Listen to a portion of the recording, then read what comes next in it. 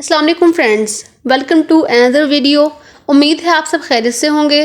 जो टॉपिक आज हम डिस्कस करेंगे इस वीडियो में वो है इमली डिक्सन की बायोग्राफ़ी। आज हम इसकी बायोग्राफ़ी में जो पॉइंट्स डिस्कस करेंगे उसमें आता है उसकी early life, education, literary career, famous works, relationships, influence from other poets and death. Let's start. Emily Dickinson. सबसे पहले हम देखते हैं एमिली डिक्सन थी कौन। तो एमिली डिक्सन एक अमेरिकन पोइटिस थी। She was important figure of American poetry. वो अमेरिकन पोइट्री की इम्पॉर्टेंट फिगर थी और अपनी जनरेशन की, जो उनकी जनरेशन में, उनकी एज में, उनके टाइम पीरियड में जो इम्पॉर्टेंट और फेमस पोइट्स थे वो इनमें से एक थी। अब हम चलते हैं इसकी अर्ली लाइफ की तरफ। एमिली डिक्सन का जो कंप्लीट नेम है वो है एमिली एलिजाबेथ डिक्सन। ये पैदा हुई थी एमहर्स्ट में दिसंबर 1830 में। इसकी जो फैमिली थी वो ज़्यादा अमीर नहीं थी, वो अपर क्लास से नहीं थी, लेकिन फिर भी अपनी लोकल सोसाइटी में इसकी फैमिली प्रोमिनेंट थी। मतलब ये नहीं था कि वो गुमनाम थे या इस तरह थे, अपनी सोसाइटी में अपनी क्लास में लोग प्रोमिनेंट थे। इमली का जो ग्रैंडफादर था उसका नेम था सैमुअल डिक्सन और वो एमहर्स्ट कॉलेज का फाउंडर था। एमिली डिक्सन के जो फादर थे उनका नेम था एडवर्ड डिक्सन। उन्होंने भी एमहर्स्ट कॉलेज में थोड़ा टाइम वर्क किया था, काम किया था। एडवर्ड डिक्सन ने एज अ लॉयर भी काम किया है, वो वकील भी रहा है अपनी लाइफ में। उसने एमिली की मदर से शादी की थी 1828 में। एमिली की मदर का नेम था एमिली नॉरक्रॉस। उन दोनों के, एडवर्ड और एमिली नॉरक्रॉस के 3 बच्चे थे। उसमें सबसे पहले एमिली आती है, उसके बाद उसकी एक बहन थी लेविनिया, उसके बाद उसका एक भाई था ऑस्टिन। अब हम चलते हैं इसकी एजुकेशन की तरफ कि ये कैसी स्टूडेंट थी। सबसे पहले है कि जो एमिली थी ना, as a young girl, Emily was well behaved. वो एक तमीज़दार बच्ची थी। इसके बाद हम चलते हैं इसके एजुकेशन की तरफ। उसने सबसे पहले अपना प्राइमरी स्कूल अटेंड किया है, वो उसने की है प्लीजेंट स्ट्रीट में, जहाँ पे उसने अपनी क्लासिकल एजुकेशन स्टार्ट की है। इसके बाद उसने एमहर्स्ट एकेडमी को ज्वाइन किया है, जहाँ पे उसने इंग्लिश और क्लासिकल लिटरेचर, हिस्ट्री, बॉटनी, इन सब को पढ़ना स्टार्ट किया है। एज अ स्टूडेंट एमिली एक ब्राइट और डेडिकेटेड स्टूडेंट थी, बहुत अच्छी स्टूडेंट थी।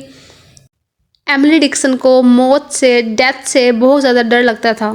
She was plagued with the fear of death.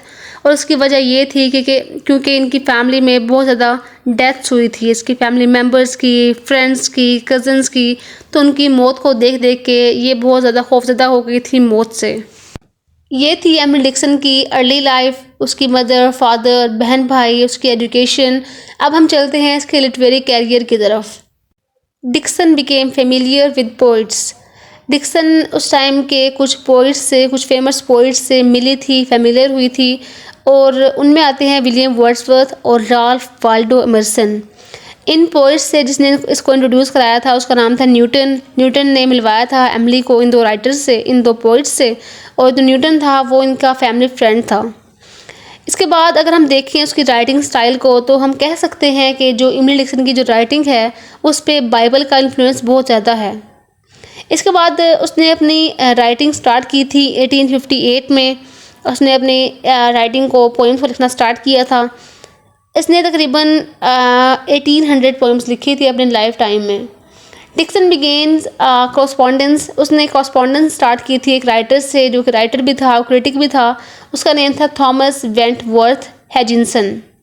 Correspondence हम लोग कहते हैं कि जो हम लोग लेटर्स के थ्रू एक दूसरे से बात करते हैं उसको हम बोलते हैं कॉरस्पॉन्डेंस। तो डिक्सन ने कॉरस्पॉन्डेंस स्टार्ट की थी एक राइटर और क्रिटिक से। उसने इसके वर्क्स को पढ़ा डिक्सन के, और उसने इसको कहा कि वो उसकी राइटिंग से बहुत ज़्यादा इन्फ्लुएंस हुआ। उसने कहा कि तुम बहुत अच्छा लिखती हो, उसको अप्रिशिएट किया, लेकिन साथ साथ उसने इसको मना भी किया कि तुमने अपनी पोइम्स को, अपनी राइटिंग्स को पब्लिश नहीं करवाना अभी। उसकी बात को डिक्सन ने बहुत ज़्यादा मतलब मान लिया, उसके एडवाइस को सीरियसली लिया, और उसने अपने वर्क्स को पब्लिश नहीं कराया। तभी उसकी जो वर्क्स थे वो उसकी डेथ के बाद पब्लिश किए गए थे। अब हम चलते हैं एमिली डिक्सन के फेमस पोइम्स की तरफ। सबसे पहले जो फेमस पोइम है वो है because I could not stop for death.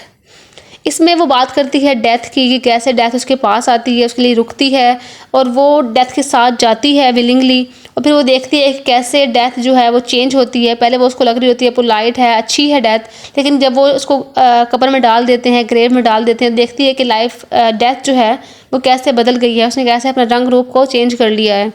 उसके बाद जो सेकंड पोइम है वो है hope is the thing with feathers.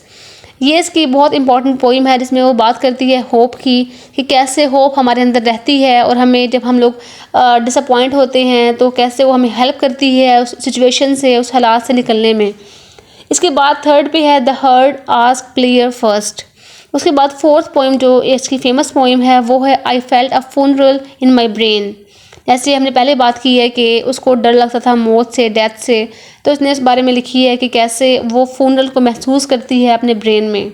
इसके बाद जो लास्ट पोइम है जो उसकी फ़ेमस थी वो है a bird came down the walk. ये इसकी 5 फेमस तरीन पोइम्स हैं। इसके अलावा काफ़ी सारी पोइम्स और भी हैं जो अच्छी थी, मशहूर हुई, फेमस हुई, लेकिन ये सबसे टॉप पे हैं। अब हम चलते हैं रिलेशनशिप्स की तरफ। सबसे पहले ये है कि इमली डिक्सन ने शादी नहीं की थी, वो कवारी ही मरी थी।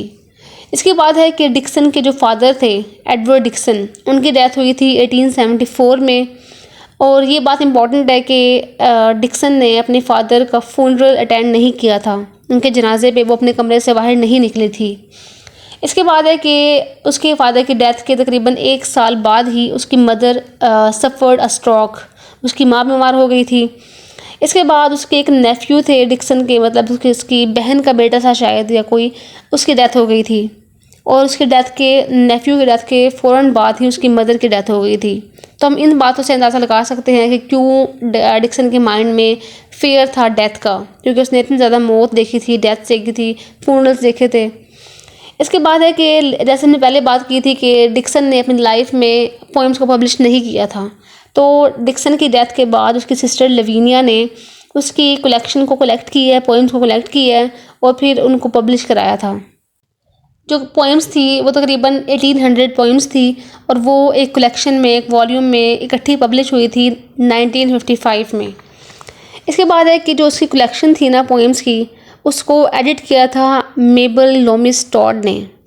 मेबल लॉमिस टॉड जो थी वो रोमांटिकली इन्वॉल्व थी उसके भाई के साथ, ऑस्टिन के साथ, जो एमिली का भाई था। जब टॉड उसकी पोइम्स को एडिट कर रही थी तो वहाँ पे उस इवेंट को लेके, उस जगह को लेके एक कंट्रोवर्सी बनी थी। उसमें ये था कि जो डिकिंसन था उसने और टॉड ने मिलके उसकी पोइम्स में चेंजिंग की हैं, तब्दीलियाँ की हैं। और कहा जाता है कि वो जो चेंजिंग्स थी उसमें प्रोनाउंसिएशन चेंज हुआ था, कैपिटलाइजेशन को किया था और सिंटैक्स वगैरह को चेंज किया है थोड़ा बहुत। अब हम चलते हैं इसका इन्फ्लुएंस फ्रॉम अदर पोइट्स, किन पोइट्स ने इस पर इन्फ्लुएंस किया था या किन का इन्फ्लुएंस इसके ऊपर था। जैसे कि हम जानते हैं कि ये तो बहुत इंपॉर्टेंट और फेमस पोइट्स रही हैं, तो इनके ऊपर जो इन्फ्लुएंस था वो भी बहुत ही अच्छे राइटर्स और पोइट्स का था। उनमें सबसे पहला आता है रॉल्फ वाल्डो एमर्सन, जिससे वो मिली भी थी, पहले हमने बात की है। इसके बाद सेकंड इन्फ्लुएंस था विलियम ब्लेक का, थर्ड थी एलिजाबेथ बैरेट ब्राउनिंग, फोर्थ थे लियोनार्ड हम्फ्रे। ये लियोनार्डो हम्फ्रे थे, ये इसके फ्रेंड थे एमहर्स्ट एकेडमी में और इसके मेंटोर भी थे। अब हम चलते हैं एमिली डिक्सन की लेटर लाइफ की तरफ, डेथ की तरफ। कहा जाता है कि जो उसने अपनी लाइफ का आखिरी लेटर लिखा था, फाइनल लेटर, वो उसने लिखा था अपनी कज़न के लिए 1886 के मिड में। डिक्सन की डेथ हुई है 15 मई 1886 एट द एज ऑफ 55। 55 साल की उम्र में इसकी डेथ हुई है 1886 में। डिक्सन को हाई ब्लड प्रेशर और हार्ट डिजीज़ की प्रॉब्लम थी, दिल की बीमारी थी और बीपी का इशू था। इसके अलावा इसकी डेथ के बाद इसका म्यूज़ियम बनाया गया एमहर्स्ट में, वहीं पे जहाँ से ये बिलोंग करती थी, जहाँ की ये रहने वाली थी, वहीं पे इसका म्यूज़ियम बनाया गया। इसकी डेथ के बाद इसका जो म्यूज़ियम था वो 2 हाउसेस पे मुश्तमिल था, 2 हाउसेस से बनाया गया। पहला होम स्टेड, जहाँ पे उसने अपनी ज़िंदगी का सबसे ज़्यादा हिस्सा गुजारा था, फ्रॉम 1855 टू 1886, और दूसरा था एवरग्रीन्स। ये थे एमिली डिक्सन के इम्पॉर्टेंट पॉइंट बायोग्राफी के, जिसमें सबसे पहले उसकी अर्ली लाइफ आ गई, फिर एजुकेशन आ गई, फिर लिटरेरी कैरियर आ गया, कब उसने लिखना स्टार्ट किया है, फिर उसके फेमस वर्क्स आ गए, फिर उसकी रिलेशनशिप्स आ गए, उसके बाद उसका इन्फ्लुएंस आ गया और फिर डेथ। उम्मीद है आपको समझ आ गई होगी। अगर समझ आ गई है तो don't forget to subscribe my channel. Thank you.